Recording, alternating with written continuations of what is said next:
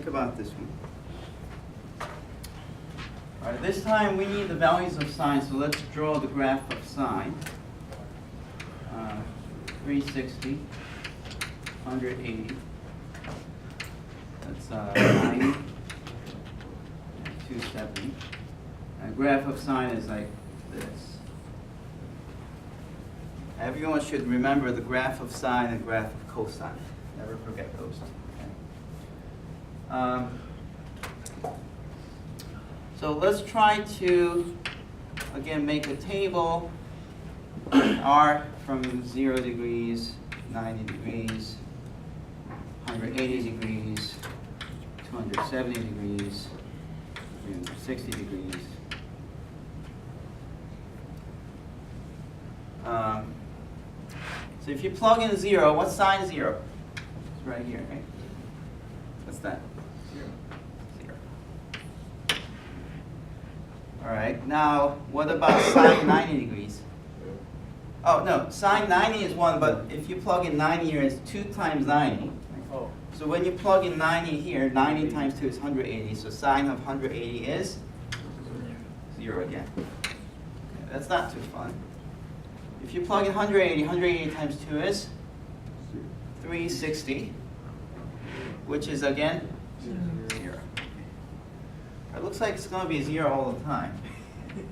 Okay, now, if I plug in 270 times 2 is 540. So we probably want to extend this graph for 720. Or you can do this. If you want sine of 540, just think about the coterminal angle. So you subtract 360 from this, what do you get? 180, right? So these two are coterminal angles because they're 360 apart. So sine 180 is what you need, and therefore you get 0 again.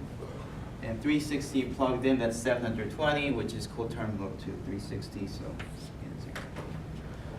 Okay, so it looks like it's giving us 0 all the time.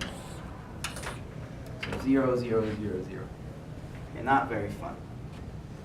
However, we know that this is not always 0. How do we know that?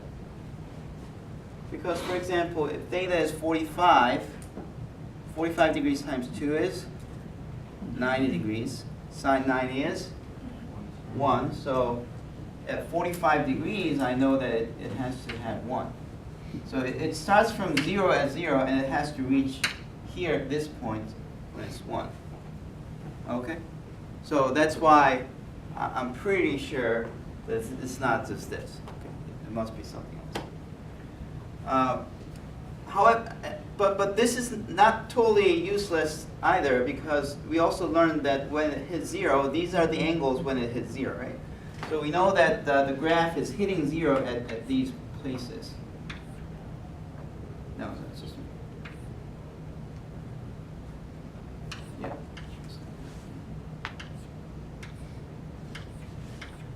So it's gonna hit 0 with the 0 degree line being the tangent line. So when it's going into 0, this ray of 0 degrees will be the tangent line.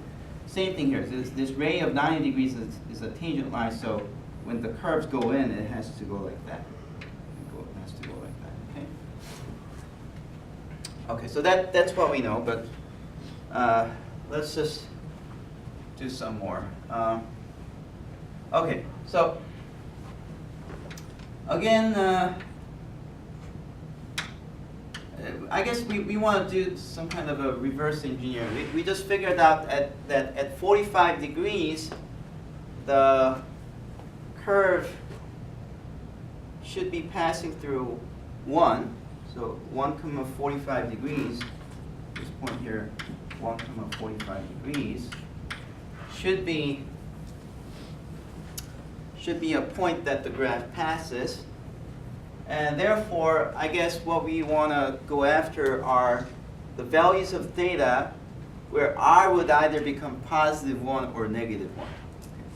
So in terms of the graph, we know that it's 1 here, negative 1 here, 1 here, negative 1 here. Let's see, this is, that's 90 plus 360 is 450. And that's 720 minus 90, that's 630. Yeah, so. Okay. So I know that sine of 90, sine of 270, sine of 450, sine of 360, at these values of angles, that sine gives you either positive 1 or negative 1. And for that to be plugged in, because theta gets doubled, I need the theta to be half of these, right? So I put 45 for this one. For 270, that's what, 135 degrees? And 450, that's 225 degrees. 630, that's 315. So for these angles, if I plug it into this function, I end up doubling it so that it will become one of these angles, so that sine will either be positive 1 or negative 1. Is that good? So those are the angles that I'm looking for. And then at 45 degrees, what do I get? Positive 1, because it corresponds to this one. And then the next stop is negative 1. The next stop is positive 1. The next stop is negative 1. So that's what we have. Okay. Now let's try to think about the points. The first point we already have it here. It's 45 degrees, one step that way. And the next step is 135 degrees. It's this one, but instead of going forward by one step, it has to go backwards by one step. So it's actually this way, going here. So let's mark it by numbers so that we don't get confused. So this is first stop. That's the second stop. Okay? And then the next stop is 225 degrees. 225 is 45 plus 180, so it's right here. And then you go forward by one step, so you go forward by one step, right? So that's your third stop. And then 315 degrees is 270 plus 45, so it's 45 degrees that way. And in that case, you go backwards by one step, so it's here, which is the fourth stop. All right, so let's try to draw the graph with what we have so far. Okay. All right. So first, you start at the origin because that's where you are at 0 degrees, and you have to go towards to this point here. And by the way, these are the maximum and minimum values, right? So once you reach those points, you have to turn back. You can't go further away from the origin. Those are the maximum distance from the origin. So you go all the way here, reaching for that point, and now after that, as the angles go up, the value should decrease. So that's what you're going to get. And then, and of course, when you hit the 0, it has to be tangent to this 90 degrees, so it hits the 0. And then once it's passing through this 90 degrees, once that get passes through the 90 degrees, this value becomes negative. Right? So instead of sweeping out some graph over here, it's going to sweep out some graph in the fourth. Instead of in the second quadrant, you're going to get some graph in the fourth quadrant. Okay? So it's in the fourth quadrant, going like this, passing through 2.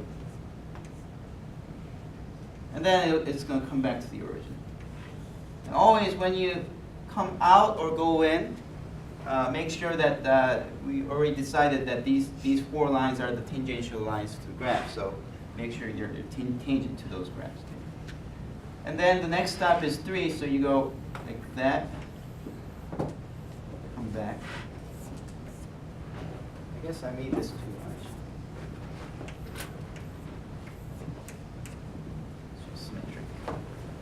And then the fourth stop, so it's like that. And the fourth stop, you go here.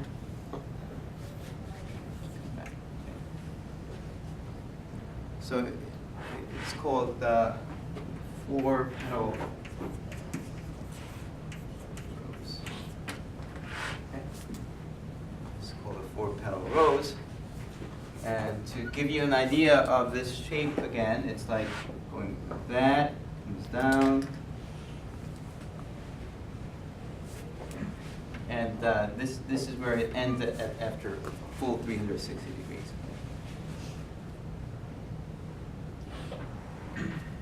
So if we were to draw this graph just for 0 to 180 degrees, you're only going to get the right side of the graph. Something to think about. Now, I don't want to draw the one with higher numbers, but let me just give you some idea of what these graphs do in general. So if you draw, so note, if you draw r equals to cosine 2 theta, then you're still going to have rows with 4 petals, except that this time, instead of the x and y axis being the tangent lines, it's going to be these lines being the tangent lines. So it's going to be like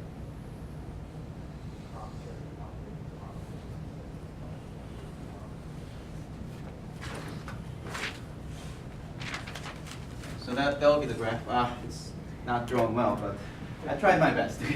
All right, but it's like this. So again, it'll be 4 petal rows. It has to be symmetric. I messed up. And if you have r equals to cosine 4 theta, guess how many petals this would have? 8. 8. It's going to have 8. So in that case, not only this, but no, wait, it's not right. Sorry, let's do sine, because that's easier to say.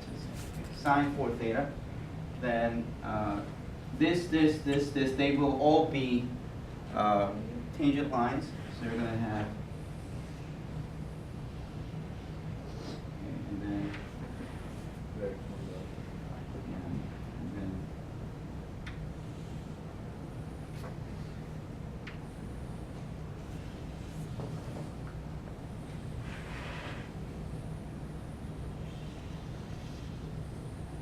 okay, so that's what you're going to get. It's pretty good. So this is 8 petals, rows with 8 petals.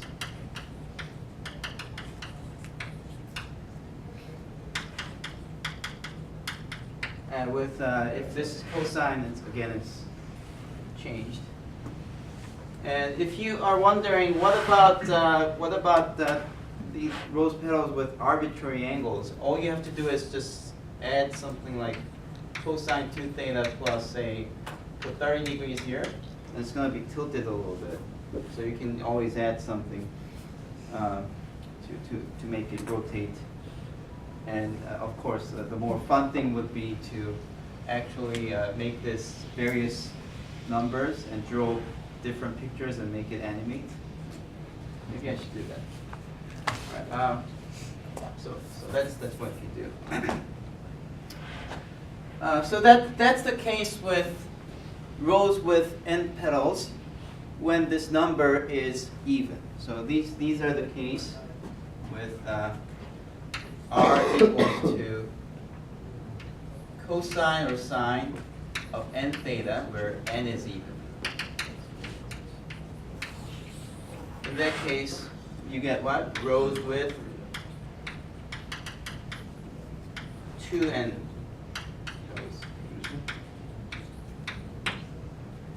And when it's odd, it's not the same. So I'm going to show you that right after this, but but for even cases, the number of petals is doubled. All right, one more thing is, What if I put something in front? Say like 5. What would happen? It's going to expand because the R values will be bigger. So if you want the rose petals to be big, then you would multiply something in front. If you put 5, then it's going to be 5 here. Here, 5 here. Okay? So that's how you can make bigger ones. So I guess in general, R equals to A cosine n theta with n even will give you rows with 2n.